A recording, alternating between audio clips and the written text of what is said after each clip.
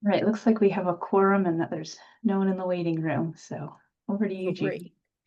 Thank you, Isabel. Good afternoon, everyone. I'm Judy Richardson, one of the two co-chairs for the Transition Committee, this committee of the Universal Health Plan Governance Board. Welcome this afternoon to June 25th. We'll begin by taking a roll call and tech check. Isabel, would you go ahead and take a roll call? Happy to. Judy Richardson, I'm here. Mike Leahy, Here. Mary Lou Henrich, Here. Richard Gibson, Here. Antonio German, Here. Anne Lovejoy, Here. Jamie Osborne, Here. Mickey Dirting. I don't see Mickey yet. Paula Weldon, Here. Charlie Swanson. Don't see Charlie yet. Eve Gray. Here. Jensina Hawkins. I think Jensina just joined us, so it might take her a second to get connected. Jensina, are you here? Yes, sorry. No problem. Thank you so much. And that is everybody. Thank you. Excellent. Thank you so much. And thank you everyone for your time this afternoon. Let's take a look at the agenda. We will hear from Dr. Mimi McDonald about board updates. Then we're going to launch into our prescription drug strategy discussion. We'll skip on then to communications and engagement, where we'll have a discussion and get information. And then we will take a few moments for member reflections and public comment. There's written public comment today in the committee materials. Please take a look at that letter from Brian Frank, as well as the reference to it. I believe it was a JAMA article about primary care trust. So it's a good read. And thank you for your contribution. All right, Mimi. Thank you. Good afternoon, everyone. Thanks so much for being here. I'm Mimi McDonald, Executive Director of the Universal Health Plan Governance Board. So I'd like to fill you all in on what's been happening at the board. We just had a meeting on June 16th, which was great. There was an in-depth expenditure analysis review and update, really going into detail into the Milliman report and that data, and also some other ways that was within the Milliman report, looking at ways that there are administrative savings that are available, and those were applied to the total expenditure. So that was great great meeting. Next, there was the governance board also looked at, they've been looking at sort of different pieces of the revenue plan, different instruments of the revenue plan. And one of the things that they discussed at the board meeting and actually voted to approve was having a small lodging tax increase that would be directed towards the Universal Health Plan Governance Board Trust Fund. So, or the trust fund. There was a big discussion about that because it is not all out-of-state residents, obviously, who use hotels, motels in Oregon, but on the whole, the board decided to go ahead and include that in the revenue plan, so that remains in the revenue plan. Because of all those discussions, we did not get to the governance and statutory gaps vote, so that's why there's a line through it. And then Lee Hastings led a great implementation sequencing discussion. Of course, you guys are all very familiar with it, having seen it and weighed in. And I would say, interestingly, the board's final decision came to in favor of some type of phased rollout. So not completely waiting for, I forget what name you gave it, Lee, which was not the Big Bang, some other name, but yeah, so that was a really interesting discussion as well. So great meeting. And we have more coming up soon. So that is all for me. I will wait and see if there's any questions or if any of our board folks wanted to weigh in on anything that I missed at the meeting.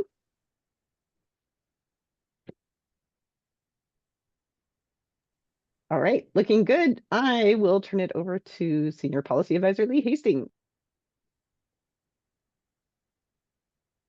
All right, thank you so much. So hopefully everybody remembers our last discussion on prescription drug strategy, because today we're here to talk about some slightly more concrete ideas and get your sort of feedback and responses. So let's dive into part 2. So our discussion, again, just to reiterate the questions that we ended with last time, really asking what prescription drug capabilities should be owned directly by a universal health plan at launch, and what should function independently. And we'll go into some of those specific categories. And then the related question, should additional functions be incorporated in a universal health plan over time? So we're really looking at a number of different functions, and then basically an at launch status, and then a sort of steady state mature status. And those don't need to be the same thing. It could definitely start as one and evolve into something else. Next slide, please. All right, so this is just our review from last time. First, on the right-hand side, we see those cost containment strategies. This, again, is our foundation that the board has approved in terms of how it would like to see cost containment incorporated into the prescription drug strategy. And then what we have on the left side, this is a review of those capabilities that we talked about. There's only one new one that's been added to this list. That's the claims administration. We didn't really talk about that because that's sort of a technical piece, but for purposes of today, I did want to include that. So we have these 6 different capabilities: analytics, governance, formulary purchasing, specialty management, and the claims administration, which collectively form sort of how one needs to manage prescription drugs. And these can be done separately, they can be done all together. Some of you may recognize that, in the US healthcare system, pharmacy benefit managers, or PBMs, maybe occupy some or one of these functions in different contexts. So that's just something to keep in mind as well. Next slide. And then our last recap, and then we'll get into what I hope is a very rich discussion here. Our themes from last time, it was mentioned the principle that our effort should really improve and leverage our current infrastructure. So really thinking about what we already have today and how we can build from that, as opposed to building everything from scratch. In the same vein, there's a lot of discussion about ArrayRx, which already does some purchasing on behalf of the state. It's a multi-state purchasing collaborative that provides discounts and, potentially leveraging that as one of those points. There was also the suggestion that pharmacy operations could be managed fully independent of a UHP. We know that this is how, in fact, a lot of insurance companies operate, where they don't manage really any of that pharmacy element as well that's contracted out to a PBM. That is certainly a possibility for a universal health plan as well. And then also preserving that ability for pharmacy to evolve independently. Next slide, please. So as we go into our conversation, I wanted to define these 3 terms, which is how I think about sort of the level of ownership that, board members would want to consider for each of those different capabilities. And it's kind of these 3 different levels.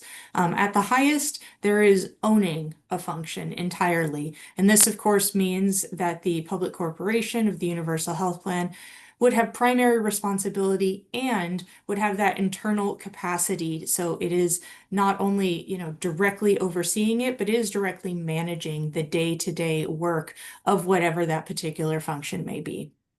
At the second level, we have directing. And at this level, a UHP is fully setting the standard for something. It is doing all the approval, but it maybe is not managing the day-to-day. It perhaps does not have staff that are handling those things, although it is a key decision maker and gatekeeper with respect to how that function is conducted.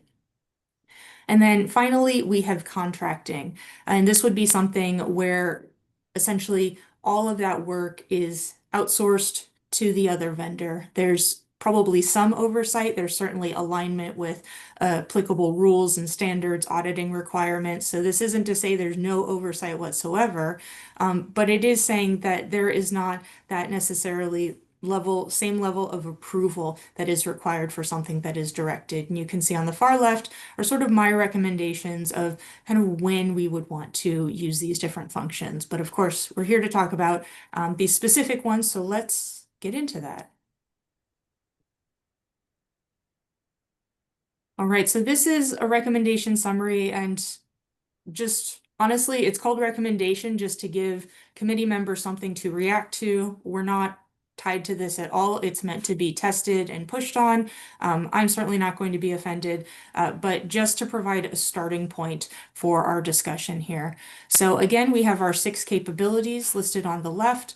And then we sort of have 2 sets of recommendation, what that status should look like at launch and what it should look like at steady state. You can see that 3 of those arrows are a little bit darker than the others. That's to indicate some functions where there could be a growth in capabilities over time. So perhaps something launches at a lower level, but there might be a desire to improve the ownership of that or to bring that in-house as a universal health plan matures and develops more of those capabilities. So it really goes in descending order here. Governance, having it start at own, I think this one is probably pretty essential. Analytics, some combination of own and direct, acknowledging that we might have vendors that are doing more of this work, and there could be more of a relationship where they are producing certain dashboards on our behest. So we may not be doing internal analytics, but we would be directing that work in a fairly prescriptive way in terms of what sort of figures and analyses are expected to be produced. Formulary, the starting recommendation here is also to direct, with the possibility that at a steady state, this might be something that would want to come more in-house. So that's again up for discussion, whether that's something that committee members feel a universal health plan should take more ownership of, or if it should leave it at that sort of slightly arm's length. Purchasing, this is another one where the starting recommendation here is for direct, and then moving potentially to a greater level of ownership. Specialty remains at direct, and claims is the sole one that is recommended for contract.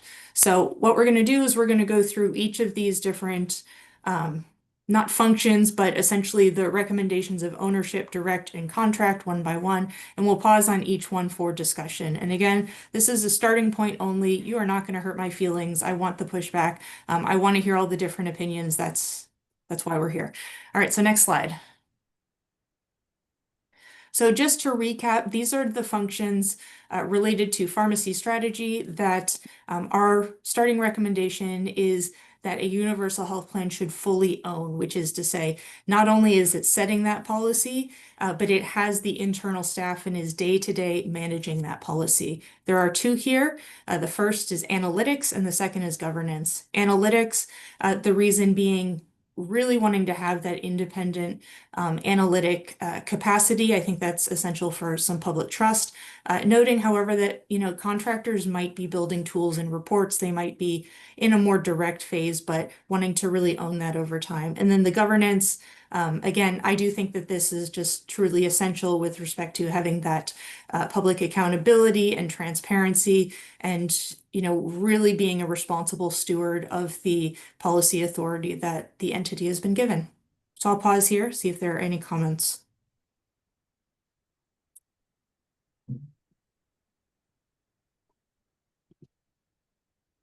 Mike. Yeah, maybe just to start us off. So I know that Mary Lou is trying to get a couple of us to meet with Trevor Douglas from Array, possibly as early as next week. And that brings up to me, first of all, another capability, and that is, I know in my experience at Kaiser, I think I've mentioned this to you, Lee, but not to the group. Kaiser has benefited from having not just size and ability to choose drugs, but also manufacture. And my thinking is that we're all quite interested in seeing that we have a quality pharmaceutical operation, but begin to be much better at reducing costs. So I want us to begin to at least entertain maybe partnerships with folks that have manufacturing type capabilities as well. I like very much how you've described the analytics and governance. That's my only other comment. So good job. All right, thank you. Judy. Thanks, Lee. So I agree with these two on the same page. You can't manage what you can't measure. So that's why you need governance and analytics hand in hand, and I agree 100%. Great, thank you.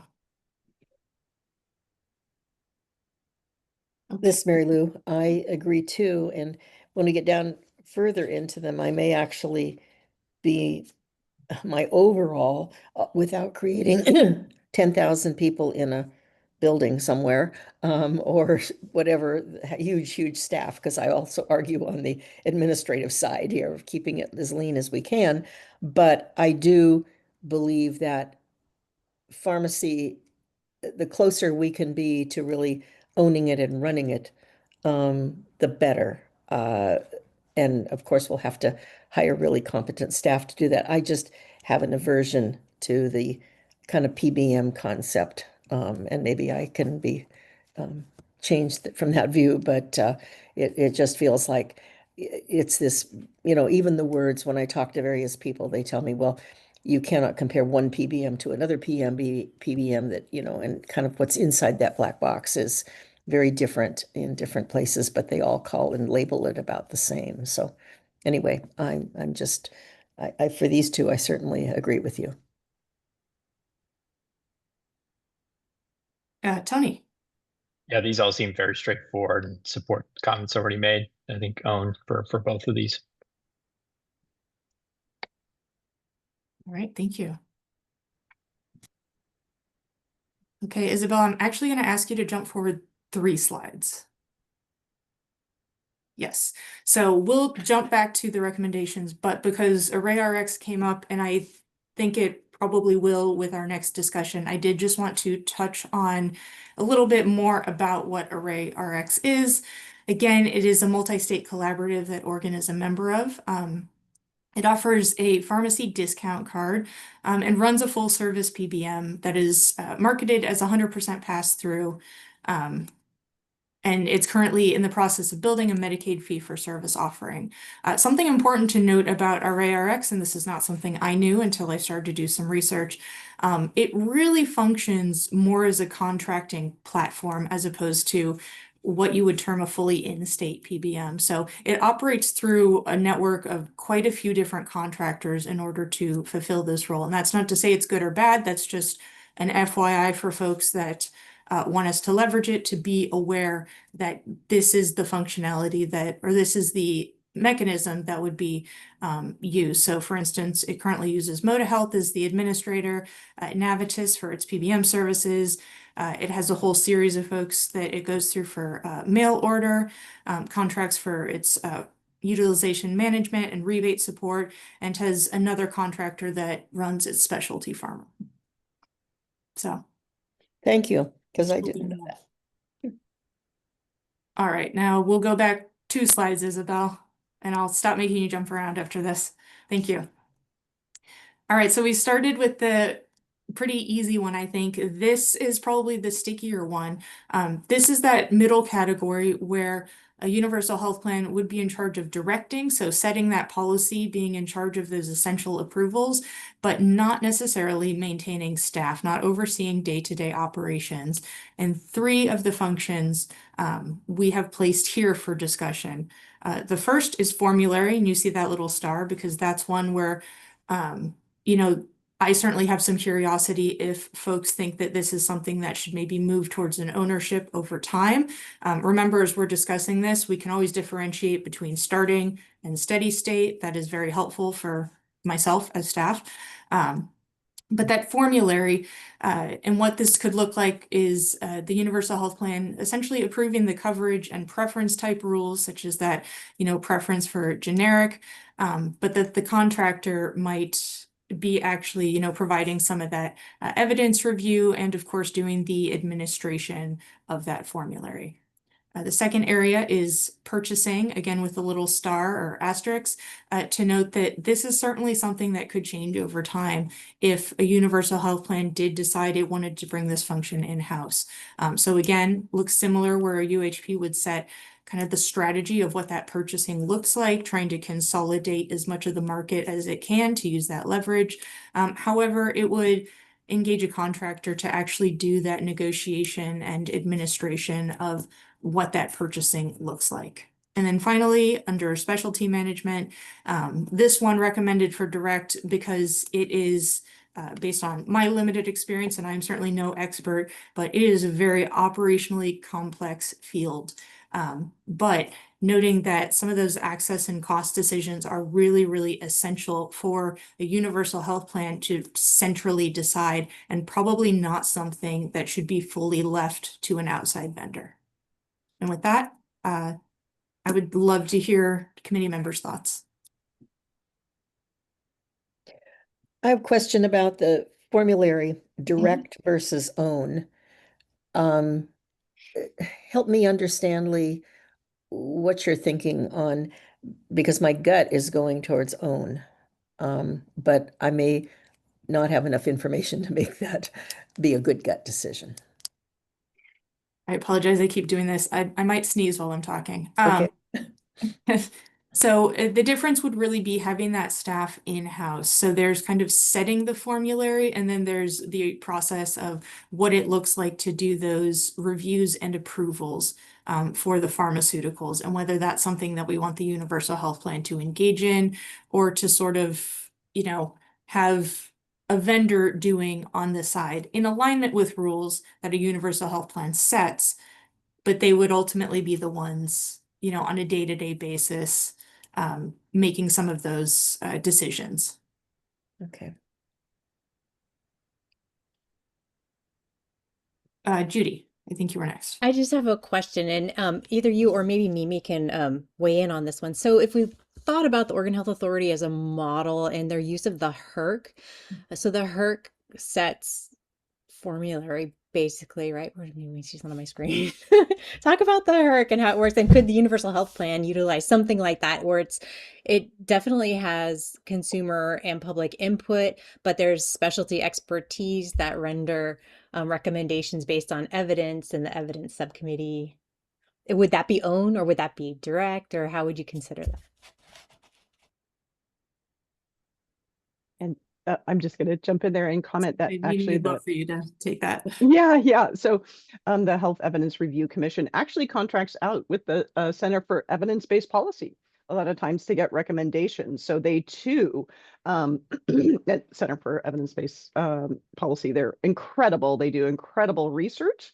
Again, and they're sort of, it would be, I think I would see that as a direct function that they're doing the evidence review. I don't know necessarily about the administrative part. I can see contracting out for the evidence support, but that would still be direct. But then, of course, internally, and or it could either be, you know, you could consider it sort of like a reimagining of the Health Evidence Review Commission, because if there's not the sort of that same need for that to function in the way that it does, which it currently functions for Medicaid, although plenty of other payers utilize the information that comes from the HERC. I think that you could, like I said, envision that, and that could be considered quasi in-house. I don't know. It gets a little blurry. Yeah.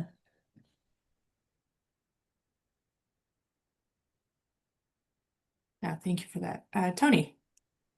Yeah, I think this is something to consider in the space of pharmaceuticals, but I think for treatments as well, that I think that the public corporation will need to wrestle with. And this is a space where I think those decision makings of cost effectiveness and evidence-based interventions, I do think this falls in the purview of ownership and being owned. And I think a model that would be a little more expansive to the HERC embedded in the corporation, I think would be wise. So I would lean towards more direct I guess that's the wrong word here, own in this space, in this decision making of what takes priority. I could see a body that has evidence-based review to take into cost, bulk purchasing for certain blood pressure medications, certain interventions for cardiac management, right? But then there's going to be questions of DME. There's going to be questions of certain procedures. There's going to be certain questions that are come up that I think would be in line with that. And I think that falls under a category that I believe would be better for the plan to manage. Thank you, Tony. And can I just clarify, were you referring to formulary for the preference for ownership or all three of these? No, sorry, just the distinction of formulary alone. I actually, think the other two, my opinion would be on purchasing would be direct, and specialty management as well would be direct. Thank you for that. Eve. Okay. I agree with what Tony said in terms of the formulary. The one thing that I think we should be cautious about is kind of public trust. If the clinical decision making is contained within the agency, and how do we ensure that the public sees that as unbiased and not based in the financial interests of the overseeing body? And I don't know if that would mean that whoever those oversight functions were, if there's an appointment process that's external to the agency, or can they be employed by the public corporation? I don't know. But I think maybe that's something that our kind of outreach and engagement folks can do some work on to get a sense of where would the public feel a sense of trust that these recommendations really are in their medical best interest and not a financial best interest. Thank you. Mike. Okay, so very interesting comments and discussion. My sense is that when we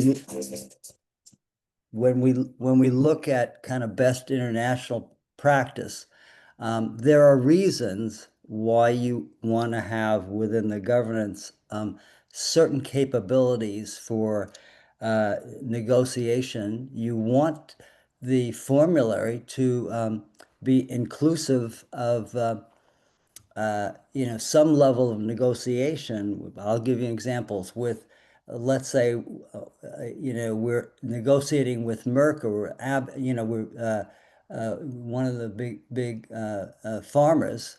The UHP, I know this is hard to envision, but will have the capability of negotiating not just one, but a whole series of arrangements with these large pharmaceutical firms. So there's an aspect of this that has to be more than direct. I think at the very least you need kind of a chief pharmacist and a chief contract negotiator within the very core of UHP administration, and the ability to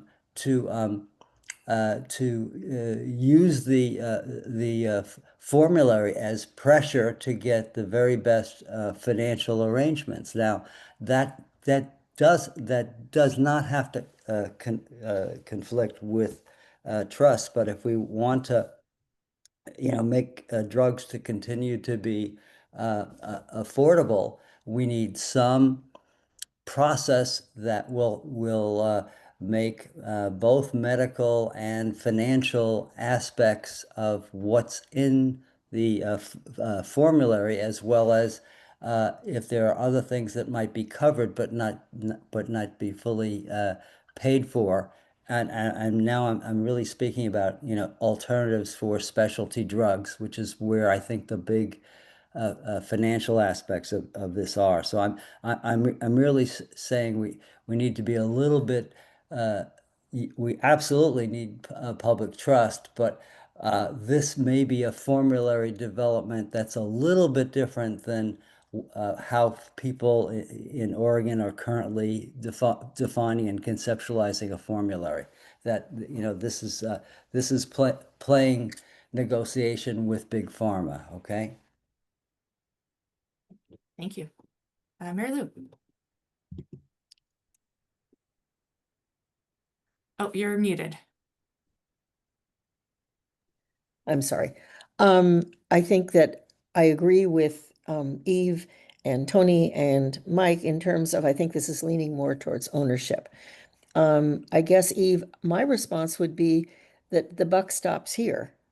That actually, I think public trust maybe can be actually better than if you kind of have an arm's length distance saying, well, no, that's not really, we oversee it, but it's really these other people, or that, I'm just not, I've just seen a lot of contracting stuff in my experience be it kind of, you can write it all down and have this be that we're really directing it, we're really whatever, but I just feel better if it is that we really owned this. And so I agree with Tony and Eve and Mike, I think, on this. All right, thank you.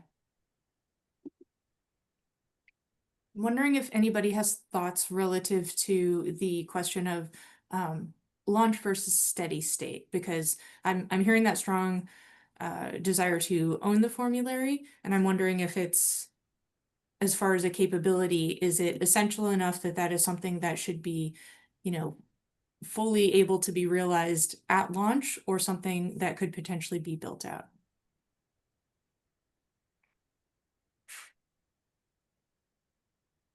I'm for launch. I think that if you start out with something, it's harder to get it back, or to, although it's a little daunting, but back when we started Care Oregon, very different days in 1994, very small, but Bruce Goldberg and Dean Haxby and a committee of people really developed the very first Medicaid formulary that there ever was in Oregon. And we did it kind of from the very beginning. So, things are very different, but I still, to me, it's about accountability, and that we would need to have the plan hire for that kind of capability to do this. All right, thank you. Tony. Yeah, I think that would be the approach I would recommend as well, initial at launch. I think it's also the practical inputs that are the unknowns presently. One of the things I've thought about is, Mike, I think you mentioned this last time, is something existing in the broader purchasing power that a group could have in something like the state of Oregon, pairing with something like a larger entity that does, larger purchasing, something like Kaiser Permanente initially out of the gate, for starting something for the first year or two. But inevitably, I think the steady state would be ownership. But thinking about partnering maybe in that initial transition period. Thank you. Eve. I would favor ownership from the beginning, as long as there is an extremely public process for setting the formulary and understanding the clinical decision-making behind that. I also think that at launch, we have to be really, really thoughtful of the fact that there are going to be a number of people who are already on medications that are not at step one of the formulary. And what is the process for allowing those medications for a period of time, at least so you can review the clinical notes to see that they've already tried the 6 options below the one they're on, and they failed all those. And if we move them back down, they're going to get sick. So this was a big deal with the Pacific Source to Trillium transition. I actually thought that Trillium handled it pretty well. They pulled in prior auths and continued those for a period of time to allow an opportunity for clinical review and renewal of prior authorizations. So I would just want us to be thoughtful about how that transition occurs in order to protect the health of the population. Thank you. Tony. I would just like to underscore that significantly. I think that that's a really important point in transitioning people on therapies that they're set on, and how that can compromise someone's health, and having that time period of transition, I think, is really important.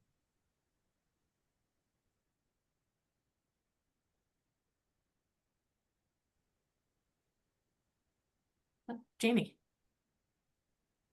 I'm not exactly sure where this interjects. I am supportive of the discussion I've heard already about more towards ownership, and I think partnership or consultation initially to get started is fine, but I think we do have a decent starting place with what we have in OHA to begin with. The thing I heard last meeting raised as a like, oh yes, that's a good thing to consider, is just to consider how this is going to interface or complicate 340B. And I don't know if there is a place for discussion similar to the question of, can Oregon create a Medicare Advantage plan as a bridging or a stepping stone? And I'm just wondering if those types of partnerships can be explored now, or even if there is a way to link arms with 340B in some way with this. That's been the regulations around that are too complicated for me to comprehend. And I'm supposed to know about them, but I can't understand them. They're really hard. Yes, thank you. 340B is definitely complicated. I think that would be something we would want to address in our phase 2 of work, and it would probably be its own presentation. Mary Lou. I met briefly with Michelle Coder, who's on the pharmacy, the cost board. I can't remember what it's that name just will not stick in my head. But she's also the chief pharmacist at Multnomah County Health Department, and which is very large FQHC in Oregon and works with the FQHCs. And I don't want to misspeak from her, but right now 340B apparently at the federal level is under attack or looking at being very different, or something, and who knows in this current administration what that is all going to be. But we definitely have to have people who are knowledgeable and can help the new organization deal with this and not hurt the federal qualified health centers, who are providing a heck of a lot of care around the state. And anyway, it is, I agree with you, Jamie, that after Michelle I was there at the beginning of 340B, which was a long time ago, and it sure is a lot different now. And the things she was saying, I were like almost having difficulty, she was speaking another language. So, but I think that definitely the new public corporation has got to be very cognizant and involved in what all of that means. And according to Michelle, I mean, it doesn't sound good. It could be very much different in the next 2 years. So. Thank you. And yes, 340B will absolutely be an important part of these conversations. Eve. 340B is challenged. We'll just put it that way.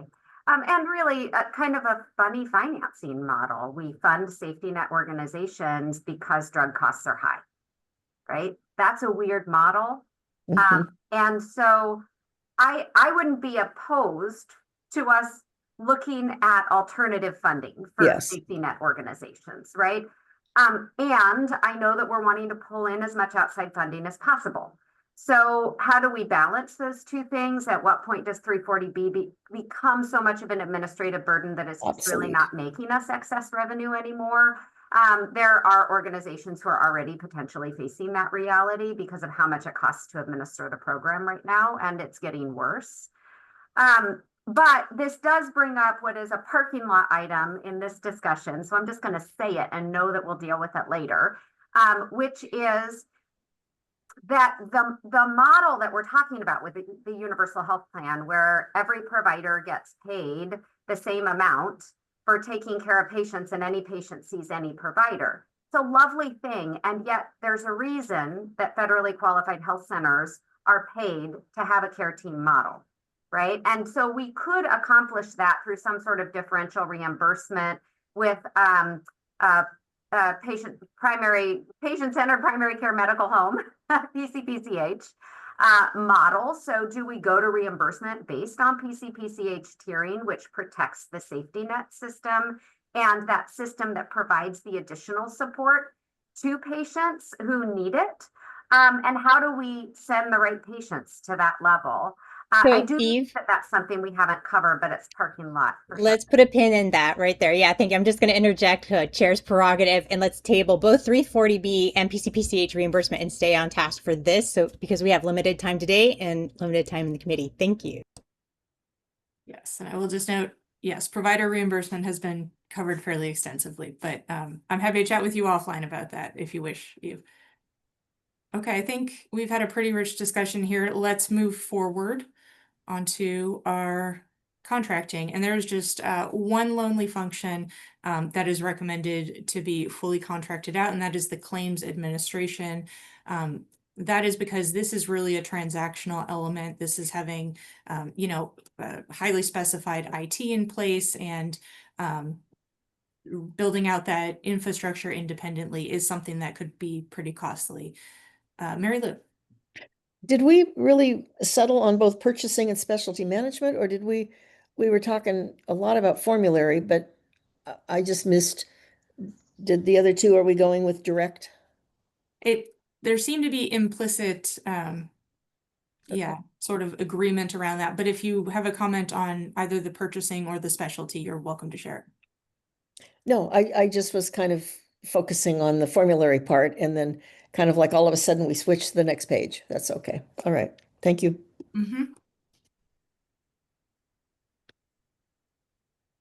Yes, and if I rushed anybody that had a strong opinion on the purchasing or the specialty management, you can certainly share it, even though we're not on that slide. We're pretty close to wrapping up here. So any final thoughts?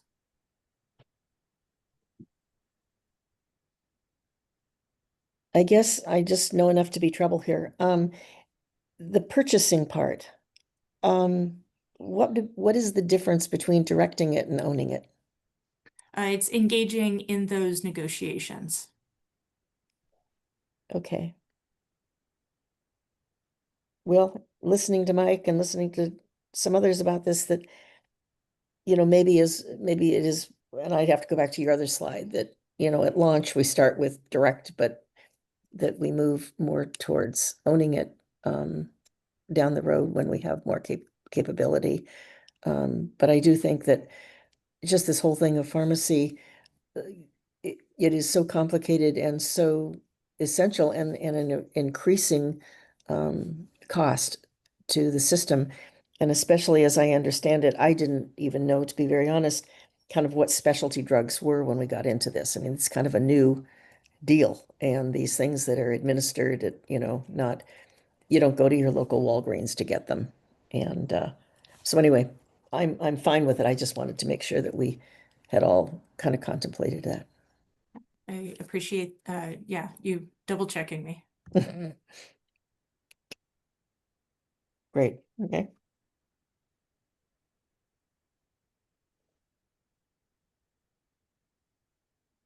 All right, I think we can go forward. Not seeing anything.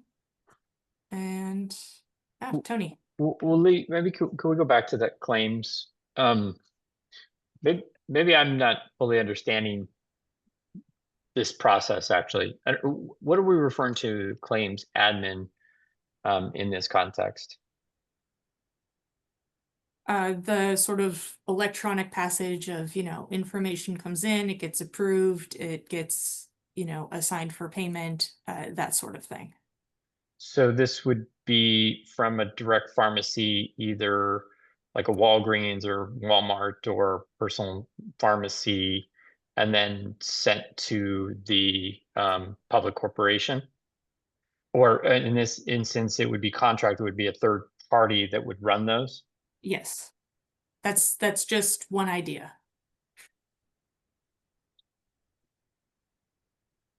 I'm not a pharmacy specialist, but it just seems to me that, yeah, I'd have to think about this one. Judy. Thank you. It seems like it will need to be very tightly related to analytics. Maybe there are agreements between the two because you have to have an understanding for what's being paid, what's not being paid, who's filling what, and then have with the analytics. You know what I'm saying? So maybe it's implied that they're very closely aligned. Like if you're contracting for claims administration, all the data then goes to analytics, which is owned by the UHP. Yes, this certainly contemplates having, pretty tight agreements in place with respect to a UHP can, come in and audit. A UHP is entitled to, certain data. Maybe they're even directly producing certain dashboards that they're sending into a UHP for regular review. But that it does sort of, the wheels kind of keep turning on their own without someone having to say, yes, keep going. But there's certainly still a back and forth in place. It's not just its own completely independent thing.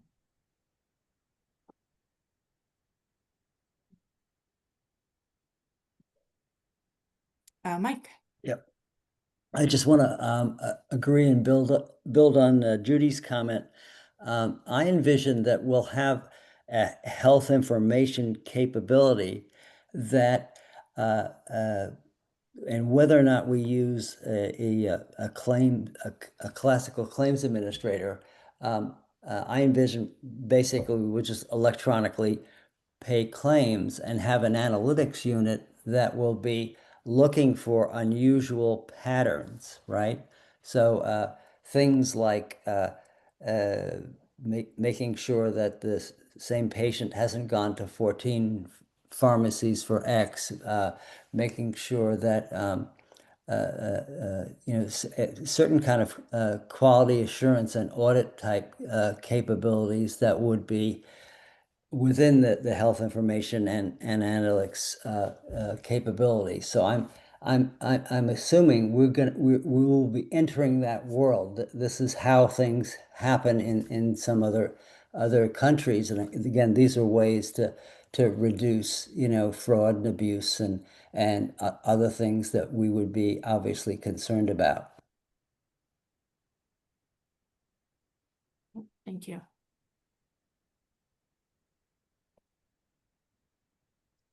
All right, not seeing any other comments and knowing that we're just about at time, I'll have us jump forward.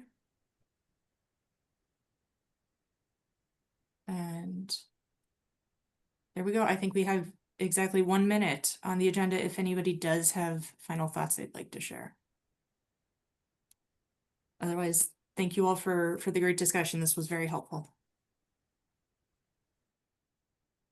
I guess I just want to agree with Tony that I think it's simple to say contracting for the payment, but exactly what that entails and how much of it is quote owned versus how much is, just kind of let go out here. I'm still, it's very complicated and I'm fine with right now, but I may later kind of go, wait a second, okay? None of this is under oath, so that's fine. Judy. I appreciate that staff is going to probably do this on the backside, but and it's helpful to think about these work streams in separate buckets. But I'm wondering where there are opportunities to leverage along with the pharmacy design with the physical health stuff. So maybe there's not a need to build out a separate pharmacy claims bucket if you're already doing claims processing and administration for on the physical health side. You know what I'm saying? Yep, that's a important consideration. Tony. I'm with Judy on this. I'm just kind of thinking practically, we write a prescription, patient goes and fills their blood pressure medications down at, Walmart. The formulary has already been established. The, the tiering and whatnot, it should already be throughout the state. That pharmacy then, demonstrates the dispense, and then is reimbursed for it. So it seems it would be, as Mike is stating, at a steady state, there's a lot of IT that have to kind of come up and connect with this. But theoretically, in a steady state, it should be pretty electronic as far as those submissions. So I'm just wondering, perhaps out of the initial, it would need to be set up, and I'm forgetting, there is a national group that does this. It's when the hack happened a couple of years ago and everything was shut down, right? So, initially we're probably going to have to do something like that, but theoretically, down the line in a few years, that this should become more streamlined. I did want to raise just one other in reference to, I know the board on Thursday took up savings in the system, and this may not be the right time or the right place, but I think when talking pharmaceuticals, this is a certain area we're thinking with bulk purchasing, and just wondering, is a placeholder, how that calculation and how that's moving forward, to think about that in the total cost in the system. So just a plug for that. I think it's a really important piece to demonstrate what we theoretically feel will be some true savings in the system with the bulk purchasing and with some of these efficiencies that we're talking about. Mhm. Thank you, Jamie. Thank you. The one last thing I would like to suggest is one of the beautiful strengths of having everything under one umbrella and all of the costs in one bucket that we run the risk of when we pull pharmacy out, Yes. say this is a separate bucket, is then people say, oh, these GLP-1 medicines are too expensive and they're breaking the pharmacy budget and we're going to say no to them, when they are keeping people out of hospital, they are keeping people from having strokes. And then because and I see it with our CCOs, right, is because they have a different pharmacy budget than they do for other stuff. And so they'll say no to medicines that have great impact on health because the hospital costs aren't their problem. So if we continue to keep it separated, we still have to have enough ownership to understand that costs in one bucket might actually prevent costs in another bucket, and it's worth it. Thank you. I totally agree with you, Jamie. This is one of the things about why I got involved in all of this, is believing getting everybody under the one tent. And that because when this doesn't happen, hepatitis C is a good example. That, an expensive drug, however, it's not expensive if you're going to own this person for the rest of their life. And that right now with this insurance thing where it's like, well, Blue Cross owns them now, but Kaiser's going to own them next month, and somebody else. So nobody wants to really look at it as a whole. And if we don't do that, and if we kind of fall into that same trap, we will have given away the store. I really strongly believe what you said, Jamie. All right. Thank you all for your comments and feedback. It's incredibly helpful to us as we are putting together language around this stuff for the report. Mimi, I believe I'll hand it off to you. Okay, thank you. Yeah, thanks everyone. Excuse me. So I am really excited to talk to this group about communications and engagement. Now, you probably all know that there is a fabulous community engagement and communications committee. We actually had a meeting last night, and they've done a tremendous amount of work. So this is not to duplicate or replicate or do anything like that about the work that they've done. However, because this committee is made up such a diverse group of people, what I'm planning on doing, and you can go on to the next slide, Isabel, is I really want to go over kind of just very briefly, if like big picture. And now, so we're just pulling back a lot. Okay, well, what have we been communicating and who have we been engaging with? Talking about joint task force efforts. I'm going to talk about what the board and the CECC have done, the tremendous work that's happened already here. And then just for fun, I added a few successful campaigns. I threw in a few unsuccessful campaigns for us to think about what is helpful. And then what I'm really hoping to get is additional ideas from this group about future engagement. And there's different parts to think about. We have sort of this, we've got a time frame, very short time frame until September when our report is due. But then between September and the 2027 legislative session, there is an amount of time, and there'll be time during that, like what type of engagement is needed then, and then moving forward beyond that in the next biennium, what are we thinking about there? So just want you to put in your head as I'm kind of going through this first part to think about what we should be doing in the future. So if you'll go on to the next slide, I'm going to talk a little bit about what the Joint Task Force did, because they did some great work. They had a Senate Bill 770, and they really were tasked with this robust public process. So they did specialty interest areas as well. And there was a public engagement group, a communications work group. And so for the public engagement, they sort of had two phases, and we'll go on to the next slide. Excuse me. So the first one, pretty similar to what to some of the things that have happened here with our Universal Health Plan Board. But the first phase one focused on these priority populations. So there were 7 roundtables, and you can see the different populations that were included in these roundtables, and it was very deliberate and very considered about who should be included in this. And this, if you think about this back at the time of the Joint Task Force, this was really some of the initial framing and ideas about what do you think a universal health plan could look like. So that was phase one. And then if we go on to the next slide, phase two was kind of larger listening sessions. So they broke it down into 2 different ways. First, they had the regions, as you can see there, in different parts of the state of Oregon, but then they also had some industry forums, the healthcare industry, and then some from Oregon's business community as well. So that was a joint task force.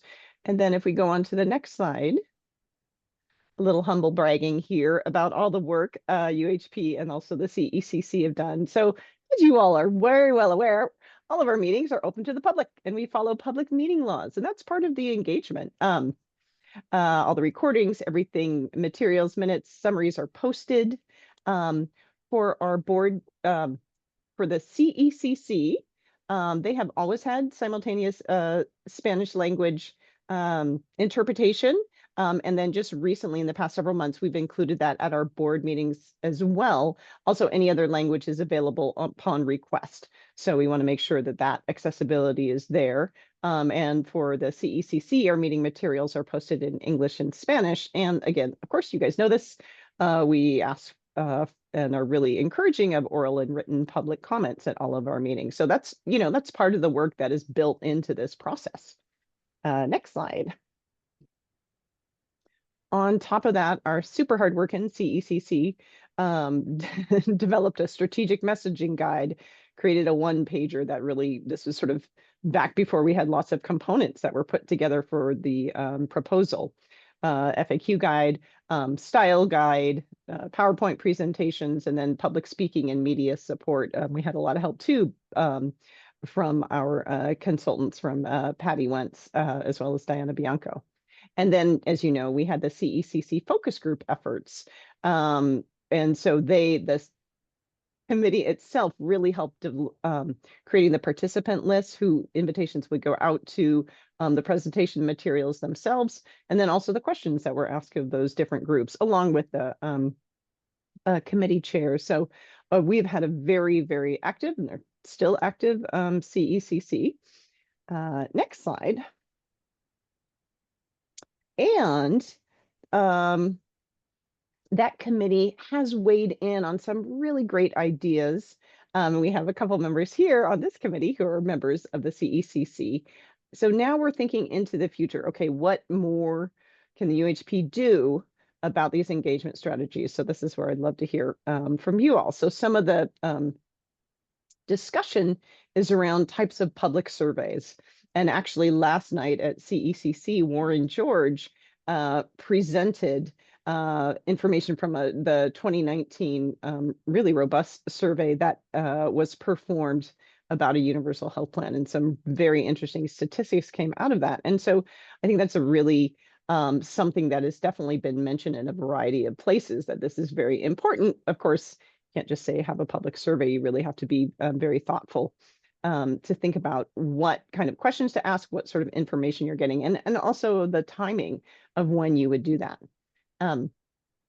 Another consideration is for something called a civic assembly. Sometimes it's called a citizen jury. And I'm going to ask, if she doesn't mind, I'm going to ask Mickey to come off mute and just give a little, a couple sentences about a description about this, because I think you can do a better job, Mickey, than I can. If she's still here, I didn't. Oh my gosh, I'm so sorry. I was typing up a message for everybody and then I heard my name. So Civic Assembly it's like back in the days, you know, if you think about nowadays, we have a topic, there's polarization, but there's so much media, social media nowadays, so much information. Back in the days, we would sit down with each other and talk to each other and deliberate and gather information. So Civic Assemblies is really kind of like a information policy jury duty, if you will. If you think about jury duty, you get a invitation in the mail to participate in a jury duty. It's kind of like the same concept. And then people are sorted so that it's a balanced group of folks that are invited to the table. Once, you know, it could be different political leanings, different geographic areas, urban, rural, you know, different demographics, so that it's balanced. And then there's time that's allocated for information that we all then, whoever the jury duty is, the folks that are selected, will be able to absorb the information that they're being asked to make a decision on. Just like in jury duties, you have like the lawyers that are presenting to you the facts. And then the same group of people then get a chance to deliberate about the information and come up with their recommendations. In this case, we had one recently here in Central Oregon, and the topic was regarding homelessness. We sent invitations for, I think, 36,000 folks to participate. 36 folks were participating, and they came up with, I don't know, 100 recommendations and narrowed it down based on them voting on it. And those policies were actually then turned into elected officials for them to consider turning it into policy. And then because it was in Central Oregon, it was given to counties and cities, but because it was not limited to just counties and cities where the core services is police and fire and health, it actually allowed them to also make recommendations that could be within the jurisdictions of the state. So it's a really different kind of community engagement. Brings us back in time to when we actually sat with each other and talked to each other and deliberated and came up with solutions together as a community. And what happened with this one that we had in Central Oregon, people stopped talking about their political views or, you know, political or personal agendas, and they actually sat together and worked and focused on coming with a solution together. It's really great. Thank you. Thank you so much, Mickey. I knew you would do a great job of describing it, certainly more than I could, because you've lived through it. Although that does remind me, I have to call on Friday because I too have been called for jury duty, not optional. Jamie, please. I love that description. I also, I've heard something that might work similarly, but it might change the way that people are invited to it. And Belgium uses something called a randomocracy, where they use demographics of the community and they select individuals to participate that are representative of the demographics of the community they represent. And they find that the decisions that are arrived at are always supported by the larger community. If the randomocracy is, you know, like, so if 10% of the population is Spanish speaking, then 10% of the group is Spanish speaking. If, you know, so it tries to bring representation to get consensus. Now, but the place where it may fall short is that individuals who have been left behind by inequities need to have a way to bring a louder voice. You know, they need to have their voice amplified. And but in a civic assembly, you know, the randemocracy idea might inform how invitations are sent out and how, if we do have people, more people want to participate than are able to, you don't end up with an unbalanced group that doesn't really represent the voices of the communities they come from. The other nice thing with it is that then the communities they come from hold them accountable if they don't represent what they say. And there's no opportunity for special interest to come into that. If I could just share, Jamie, actually, this was born out of Europe.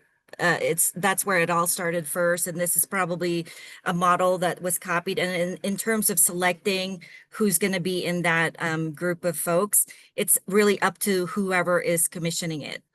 It could be however you want it to be. Thank you for that. That's super interesting. Just going on with some more of these, and these again were suggestions from the Community Engagement and Communications Committee. Of course, you know, we've talked about this, that this iteration of the governance board did not really have the funding for a big statewide campaign. We just absolutely didn't, but we were hoping to get that in the future.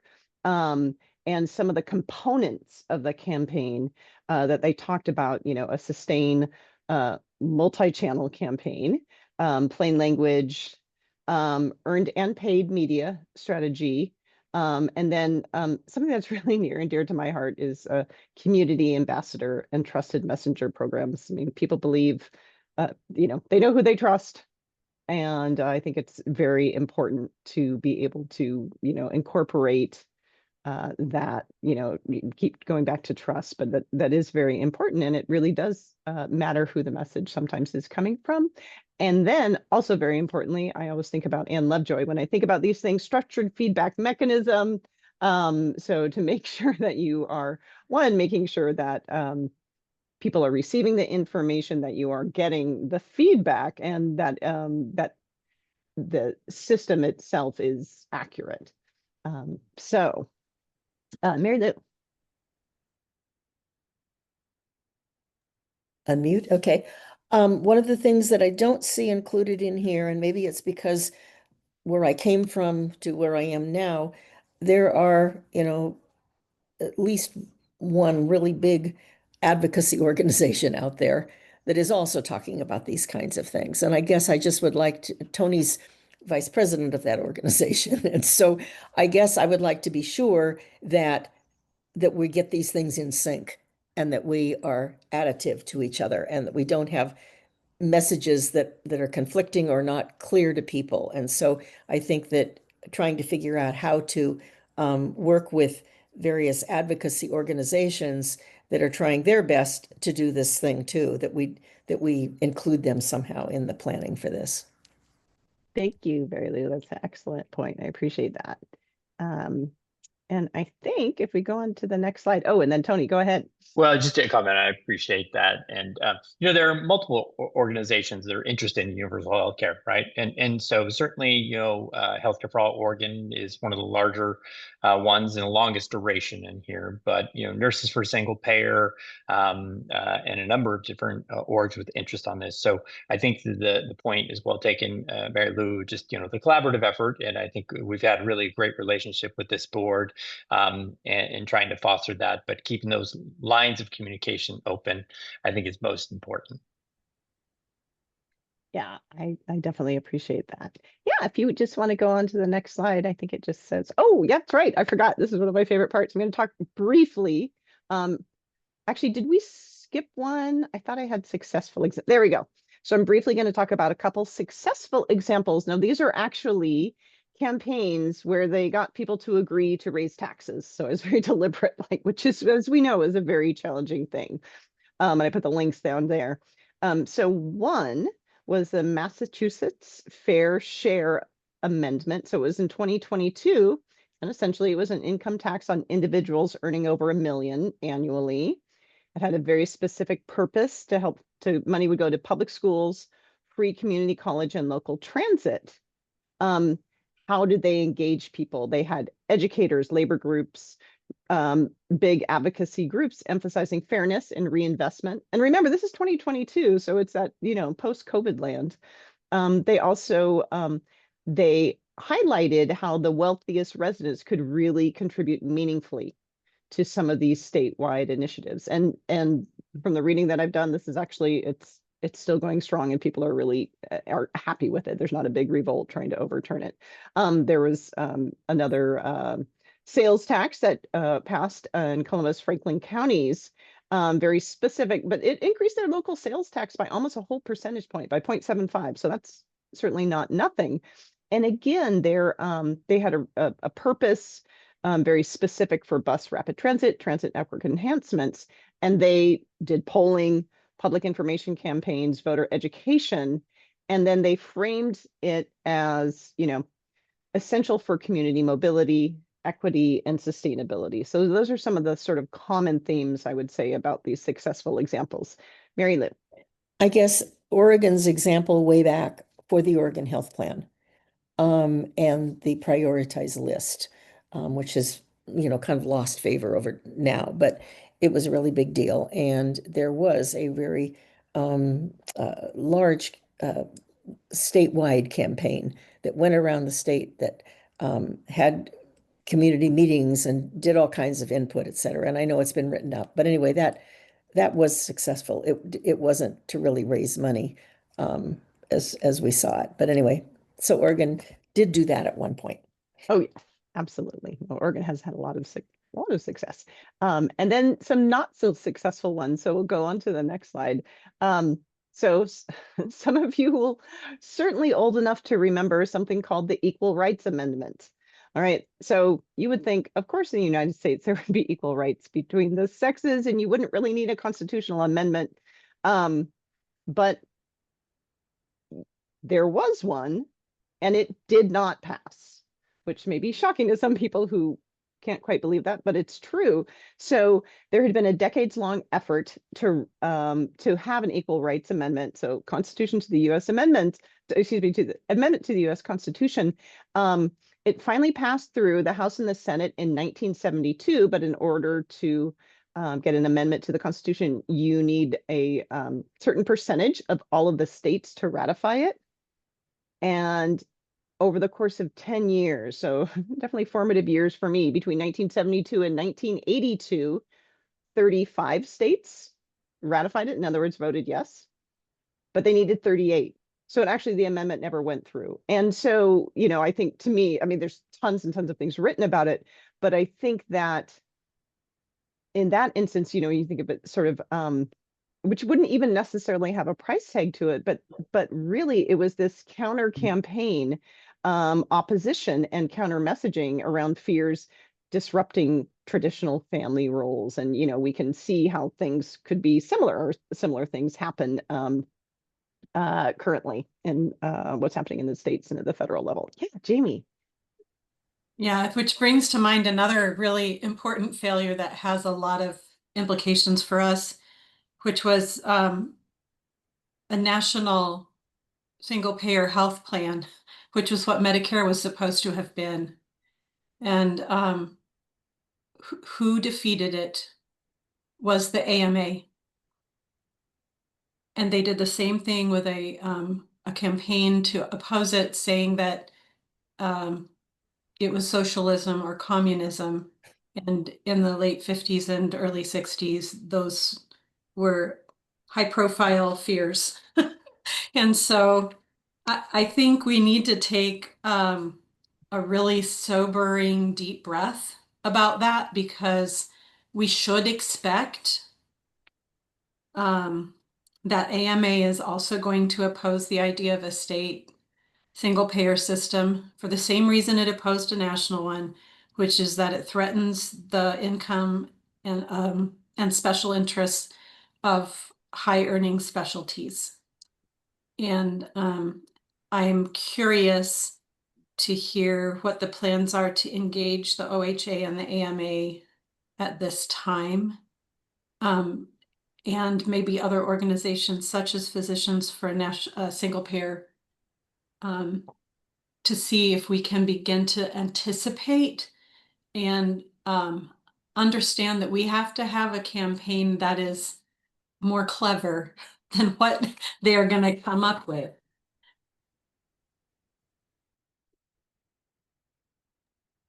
Thank you, Jamie. That is an excellent point, and I think something that really is important to go into the strategy. Mike. Yeah, I want to build on that excellent comment. In terms of between now and when the legislature comes in, right? We're beginning to converge on a number of things, and we'll do so in the next 2 months. But just to remind us of the obvious, things I learned years ago, that when you enter what's called the silly season, we need to be able to be responsive when certain kinds of attacks and ads happen. Remember, the political season really hasn't hit yet, but come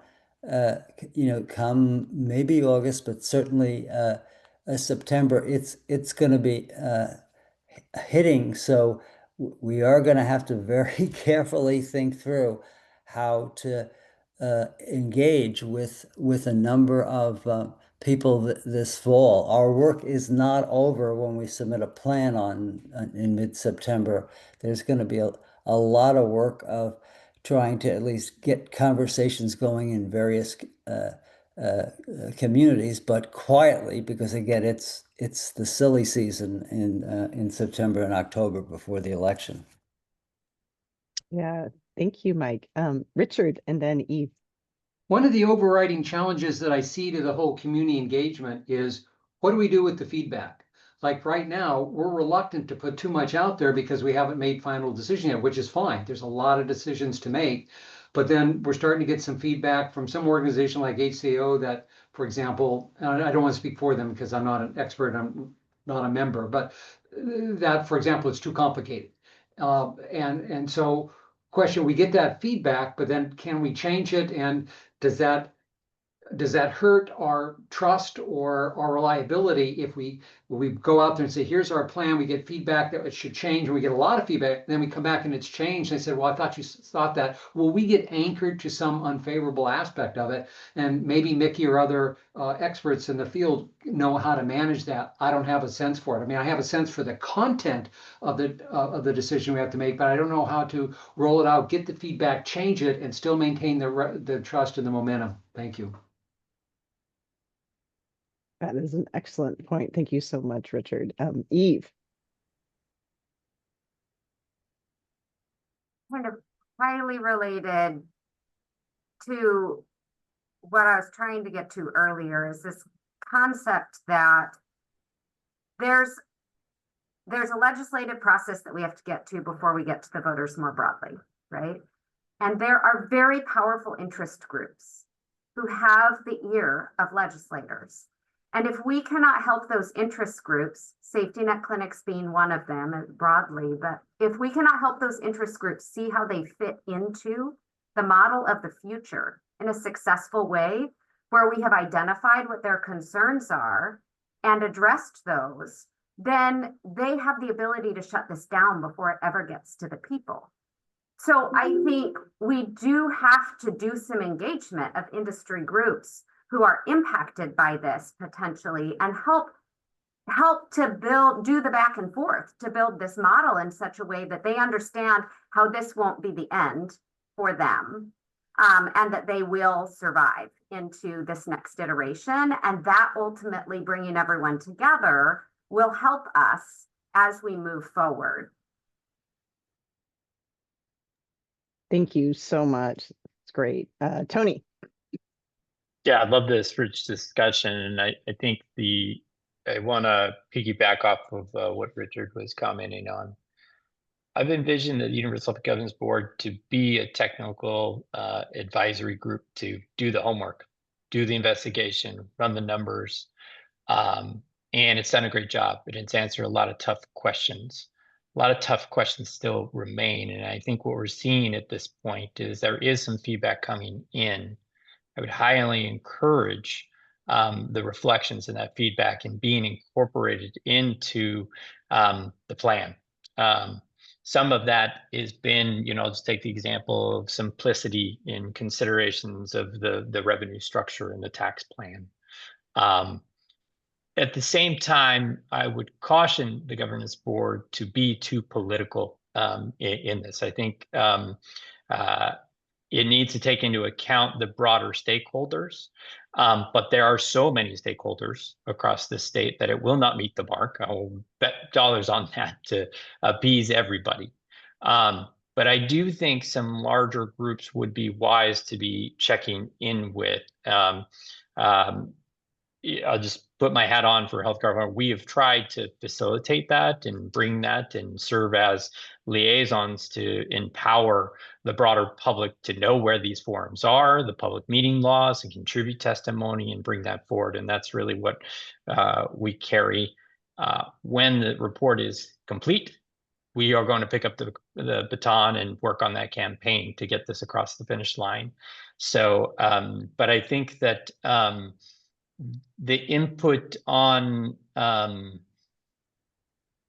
tax revenue structure, I think, is something that needs some greater output or outreach to and input. And I would just encourage our unions, the health service delivery side, and our bigger infrastructure with that.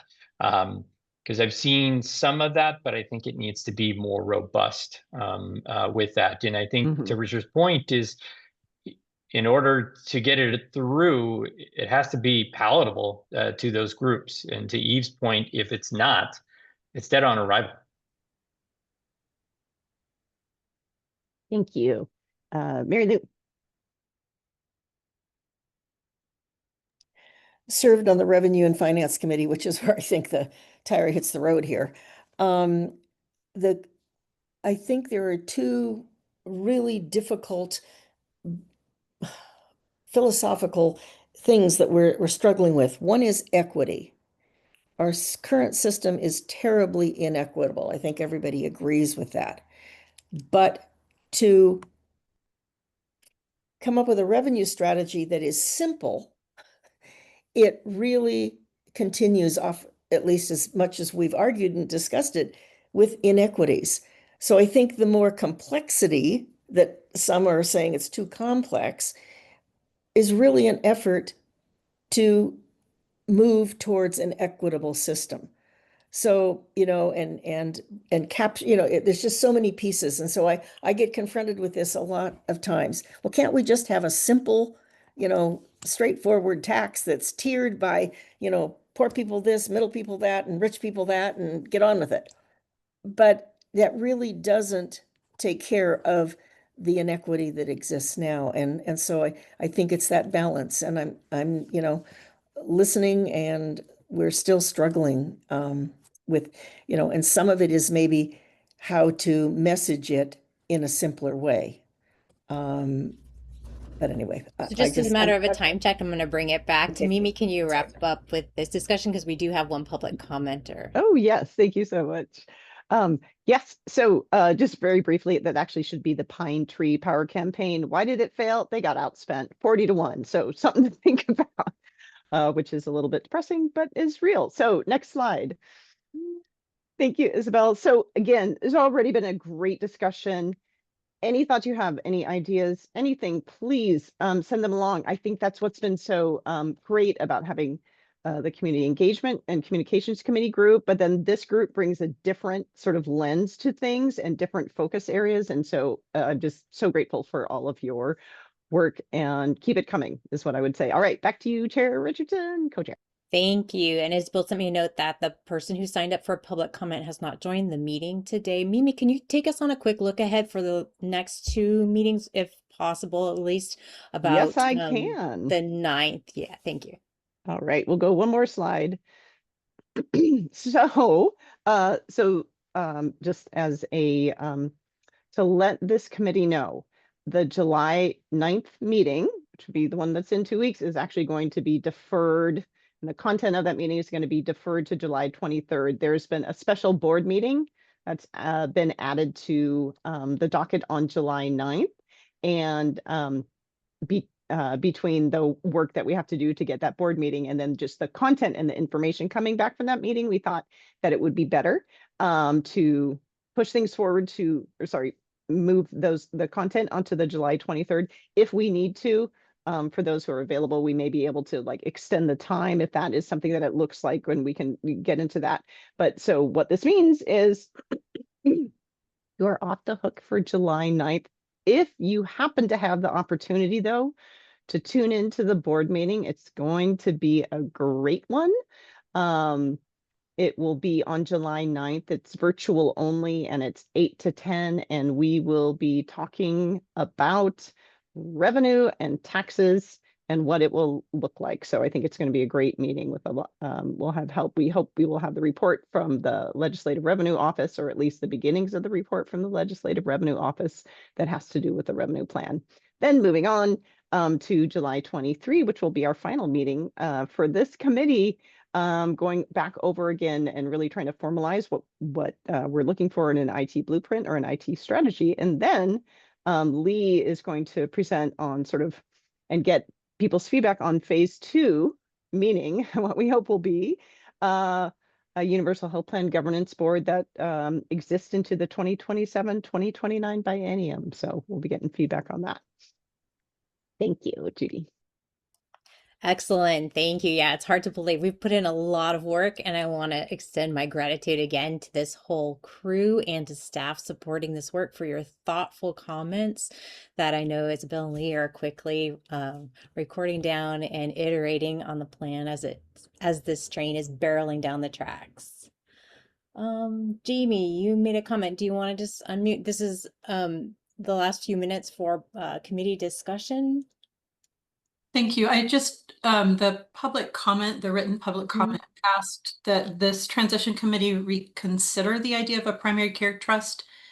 I'm not sure that I remember that we considered it at all yet, but so I didn't know what the process is to decide if that sort of a request, how that request is considered for our last meeting agenda. Sure, that wasn't in the scope of the transition committee. That it's great ideas. We were talking about stepping stones to push towards the short session to leverage positioning for the UHP that would put us in good stead for establishing an Oregon statewide UHP. And the writer, Dr. Frank, talked about primary care trust as a stepping stone. I think that bucket of work can go for discussion to the board if they wish to include it within the scope of the board's work. But I think that it's out of the scope, at least for this, certainly for this report that is mostly written. Not to say that's a wonderful idea and an important stepping stone, but for right now and the amount of work that we still have to do, it's probably out of our scope. Thank you for clarifying. I appreciate that. Other comment? Mike has his hand up. Oh, just a historical note. In 1990, I happened to chair the state Oregon Health Council, and we actually came up with the idea of a